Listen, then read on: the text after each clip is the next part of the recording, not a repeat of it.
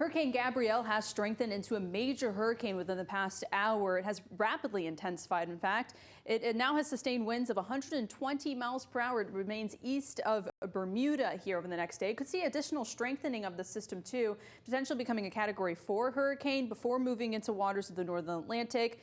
Should maintain its hurricane status here through the end of the week before moving north of the Azores and becoming a post-tropical system there in the northeastern Atlantic.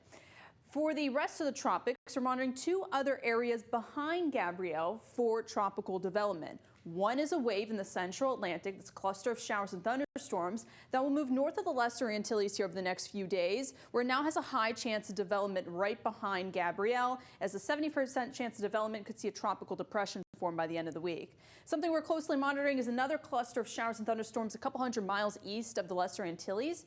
This will move north of the Greater Antilles and approach the Bahamas here as we head through the end of this week, where some additional development is possible as well. Could see this becoming a tropical depression too by the end of the week. Many of our global models have been picking up on these two systems eventually developing. One is the GFS model, was just picking up on a system right near the Bahamas. European model not showing much in the way of that. However, it's just something to watch for right now here in South Florida. There's no immediate threat to us at this time. And until we get a close center of circulation, many of our global models will be going back and forth on whether this system will eventually develop. Right now, there's no active threat to us. The next name of the season is Umberto, followed by Imelda.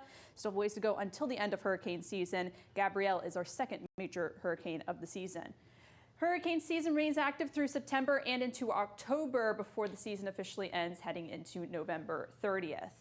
As we take a look here at your Storm Track camera network, this is a look over Palm Beach Island. Temperatures right now are running in the upper 80s, lower 80s at this time, and we will climb into the upper 80s by this afternoon with more showers and thunderstorms in the forecast as well. By the way, today is the start of astronomical fall. It begins in the early afternoon today, and that is when the sun will be directly above the equator, marking equal hours of daylight and nighttime. Now, it won't be exactly equal. It is roughly. We won't have an exact equal amount of daylight and nighttime hours until a couple days from now. But autumn begins at 2:19 this afternoon.